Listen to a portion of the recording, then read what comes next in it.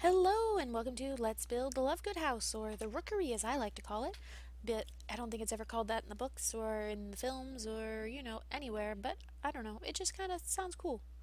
So if you don't know, the Lovegood House from the Harry Potter series by JK Rowling is supposed to look like a rook, the chess piece. And it's also very odd. Like we get an okay description of it or of parts of it when Harry, Ron, and Hermione go there in book 7, The Deathly Hallows, and it's got some cool things that we can't quite do in The Sims 4, like make a round kitchen or put a spiral staircase in because we don't have a spiral staircase, or also even put paintings on the ceiling, not the roof, the ceiling. And yeah, maybe someone's figured out a way to put stuff on the ceiling, but I haven't, and it's not like you can really see the ceiling when you're playing anyway, so I just end up putting paintings on the walls all over the place. So here we are. My rook right now is currently looking more like a cake than a rook. It's a bit of a problem. I'll be dealing with that in a moment. Because I finished this and I look back and I'm like, okay, that doesn't work. Maybe if I do this, no, it looks like a cake. It does not look like a rook. And I'm like, well, maybe I can make this bigger. No, I do this. No, I don't like that. It's too fat. I want it to be kind of weirdly elegant, which I guess that's a good way to describe how this build looks. Is it's weirdly elegant by the end. Playing around with this, making that a little bigger, like maybe if I make the top bigger, but no, it still looks like a Christmas cake. This is not what I want. This is not acceptable. And I suppose I could have made the whole place like 4 floors, but then we wouldn't have been able to use the top floor. Or I could have done like some people do and delete the, technically go down a level. Like you have to walk down a cliff to get into the place, but I just didn't feel like the Rookery needed that. I do that with the Harry Potter build, the Hogwarts build I'm trying to work on right now. But oh yeah, here I am making floors all over the place. Which I think, yeah, I still end up using that floor area, so that's cool. Because I do some kind of drastic changes to this whole build in a moment. I'm just not happy with the way the outside is looking. Oh, and then I realized that I made the floor a little too small. So I had to fix that and make it all one room and play around and it's just not doing. It's not what I want. Dang it. Okay, so here we go. Here's where I figure things out. And I think about, I wish I could rotate things, but I can't, so I put that back on, and then I duplicate it, yep, and put that on the top. It's too small now, so we're just going to come down here. We're going to copy this. I'm so glad we have the copy feature. It saves so much time. So much time. And there we go. Yeah, I think there was a pause in there for a moment where I actually went online and pulled up different images of a rook. Because I looked at one, but I didn't actually have it in front of me. And I was like, it's just wasn't looking right. I don't want a Christmas cake. I want a rook. So here we go. We have our rook. It looks pretty good. It looks like a tower. Oh yeah, I ended up changing that door. I like it, but it just doesn't fit. It just doesn't fit with what I want. So it goes the way of the wind. I think, yep, I ended up changing the base to the foundation. That's part of the reason I put it on the foundation, was to give it extra height without, adding a floor or making everything three size walls. Like none of all my walls in this are 2 or 1. I think the first and the second floor, or the ground floor and the first floor, however you want to call it, is size 2, and then the top floor is size 1, and then the little roof balcony area at the top doesn't really matter. So trying to find windows. See, because they're like 4 tiles wide, so there we go. And these are, because, yeah, they had a semi-sane builder build this. Maybe someone who wasn't quite as into colors, though they liked odd shapes. And then the Lovegoods give it their own personal spin. I'm trying to find doors. It's hard to find a door you like, because I want something plain, but I want it big. Well, not plain, but sturdy. That door doesn't stay either. I don't think. I think I changed it again. I might be wrong. No, I did change it again. I don't keep that door. Right? Oh my word, I've forgotten already. Oh my word, I'm utterly terrible. Okay. Well, we're going up. I'm trying to make sure I can get all the stairs in, and then we get everything lit up with our outside lights. Because outside lighting is very different from inside lighting in this game. And if you have one piece of roof open, so I closed off everything and I made it just so that the landings have the outside lighting, which kind of looks cool later when I put the flooring down in there. It like makes it look really different.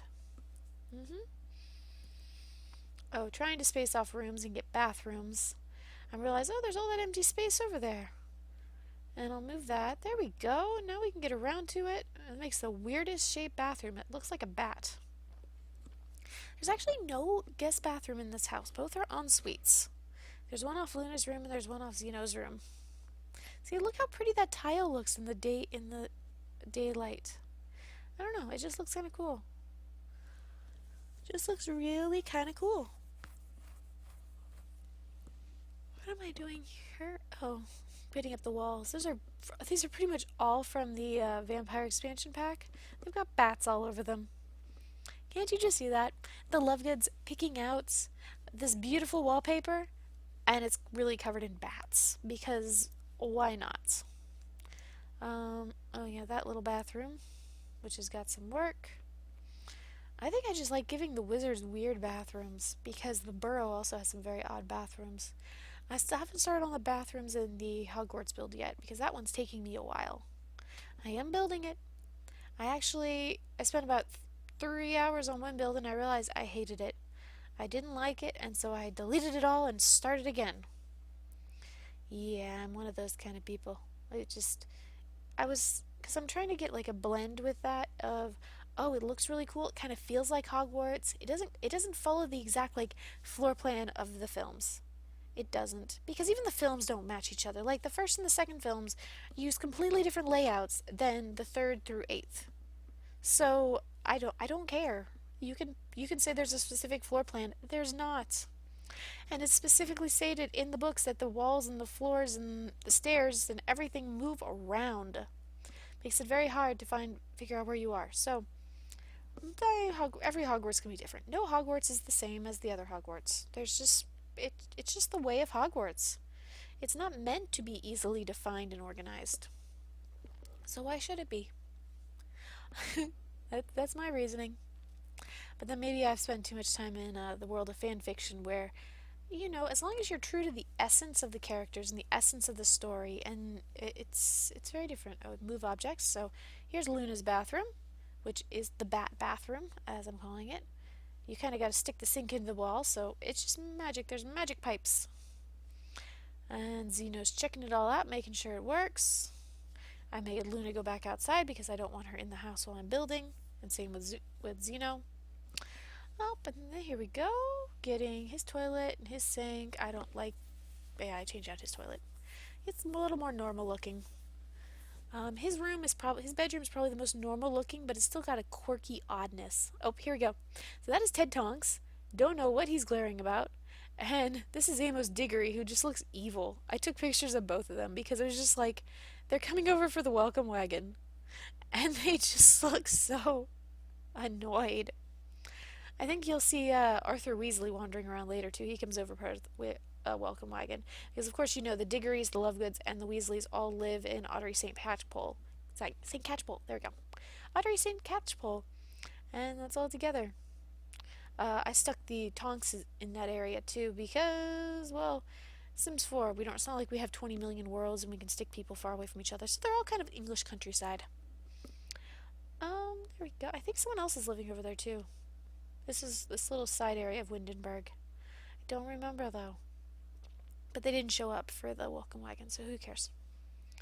Getting the curtains up. I kind of make it so like they don't like the curtains in the bathroom are the matching ones for the ones in her bedroom. She's just flipped them. And the same goes here in Zeno's room too. Like there's the white and there's black and there's the other black and there's the other white. Like they bought matching sets and they mixed them. It just seems like a fun, easily creative thing you can do and make your room look odd and personalized. And I don't know, it just seems like something they would do. Here goes Luna's room, which I think I spend the most time on in the whole build. Her room, the idea was bright colors. There's a lot of pink, but that's because pink is like one of the brightest, most cheerful colors. But there's also spots of blue, and you see her bed is orange, and there's white, and uh, it. I mean, I know her floor is supposed to be like a blue carpet, but I hate the carpets in The Sims 4. They all look cheap and tacky, and I gave her a rug. It's not blue, but it's a rug. So yeah, no cheap and tacky. And then get her a light, and then I just stick lights everywhere else. I don't like those lights, and I get rid of them eventually, but they're there for the moment. So yeah, here's Luna's room. She gets a bunch of little stickers of animals to go with her, love of odd creatures. A bunch of random posters and things. And do you give her the Harry Potter poster? They're the knockoff Gary Potter poster, or whatever it's called. I forgot the name of it. But that's to represent the fact that she painted all of her friends on the ceiling in the book. But yeah, that can't happen here. What am I doing? I don't know what I'm doing. I'm flipping around. Okay, that's better. Alright, so, oh yeah, just sticking all sorts of stuff. Like, she brought things in to work on a project and then just left it there. And then there's stuff that's just stuffed under the bathroom sink. And I always get distracted by these shoe things. Put them there. No, we'll put them here. There we go. So, I'm getting all distracted by clutter. You'll see that happen when I go through clutter. There's like some cookbooks, but they're all just, stuff down there. There's that cute cat. I think I end up stuffing clutter all around it, too. Yeah, it's just, I like her room. It kind of just feels cozy. And none of the clutter really makes sense, but it's just sort of there because, like, the most normal thing of clutter that she has is she has that little pencil cup on her desk. That's it.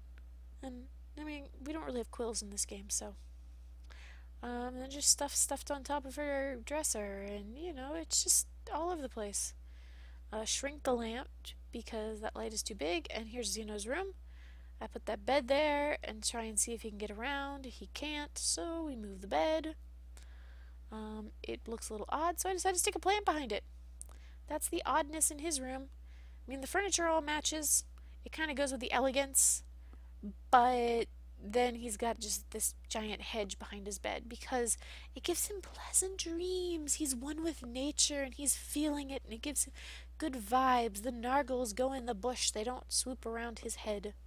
There's that cool little chair, which I never use because it never goes with anything, but it kind of works here. And then that nice little mirrored, yeah, it just sort of, I like this room. Like, I don't think I want to sleep in a room like this. It feels a little oppressive, but, it works. All over the place.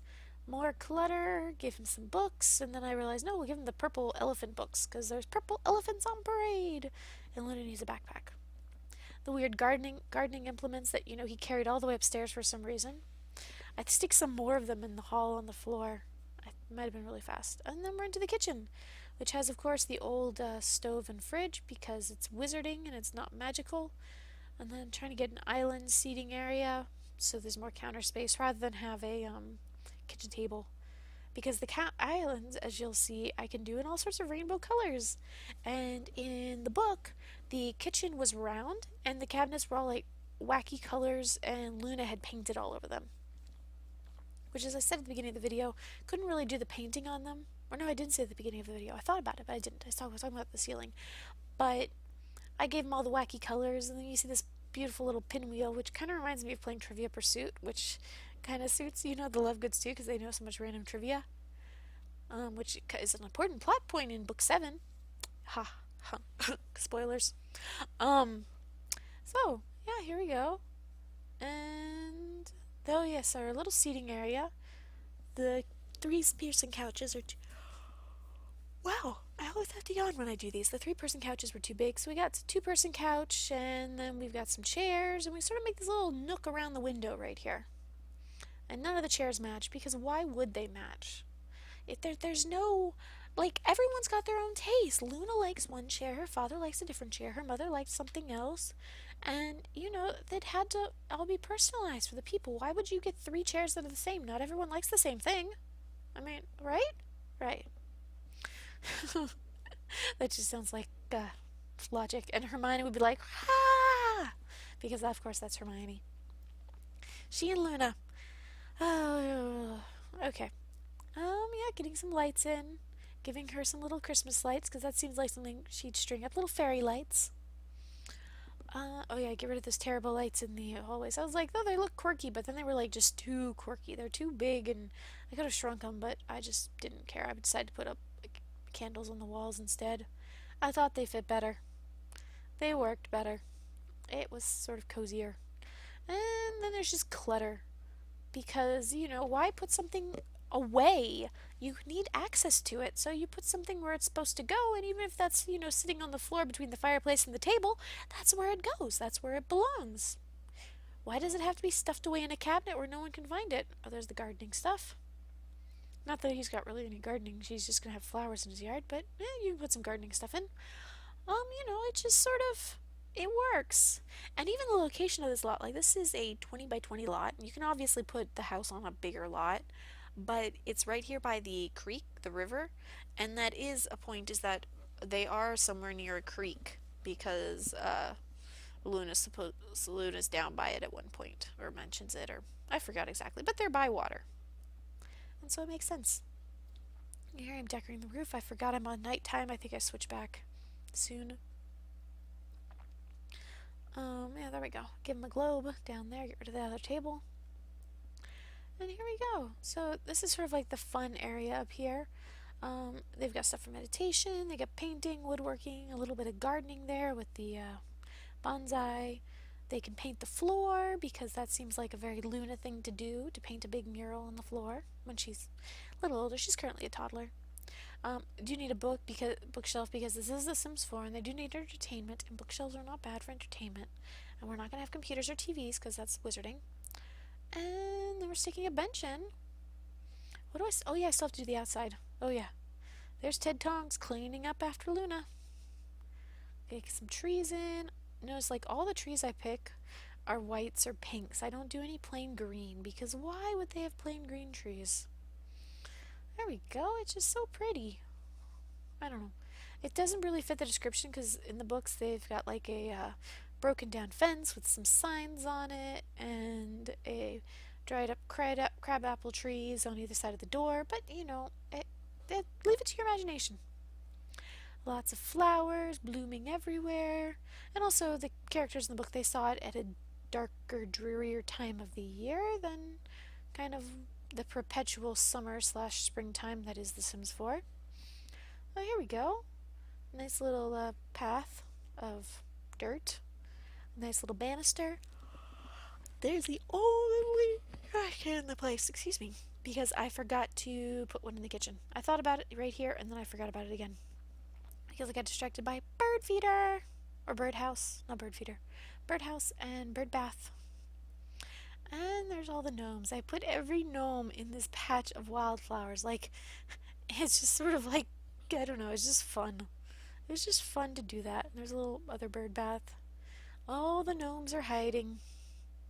It's just, oh yeah, there's Zeno in his bear costume. I made one, he's insane, and so he'll change outfits, and one of his outfits is a bear costume. He changed when I made him take a shower. There's my little cat and dog I stick everywhere. This time they've got a little patch of grass to hide in. Put some flowers. And I think we're about done. Yeah. I hang out some flower things, whatchamacallit, flower pots. Put that over the front, and that's it. There we go. There's the the entryway kind of, walk up. And here's the entryway on the inside, which just looks so British. It looks so British to me. There's the fireplace because they are wizards and they need to have access to the Flu network, so they have to have a fireplace. It's a requirement. Here's one view of the main living space. And then there's the other view of the main living space, which is just kind of kooky and weird, but it's also comforting. I don't know, as I said, it's like oddly elegant. It's comforting too. First floor landing, Luna's room from one direction, and then we get the other direction in a second. Yep, here we go. Her little picture of Harry Potter on the wall that she can stare at from her bed. And then there's her bat-shaped bathroom. Yep, I like it. I'm really quite pleased with this house. It was one of my easier, shorter builds, but I'm just so pleased with it. And then, oh yeah, we get up here, we get to Zeno's room, which has sort of this, that odd elegance to it more than Luna's room. Luna's room is just cheerful and fun. This room is just oddly elegant with those purple elephants. Then his bathroom, which is just sort of random. Probably should change the color of his bathrobe, but it goes with the black towel. And yeah, so here we are at the top, and that's about it. So thank you so much for watching. If you want to download this, there'll be a link in the description, or you can search for my origin ID, crose88. Thank you so much for watching. If you enjoyed it, leave a like, leave a comment, let me know. Y'all have a good day.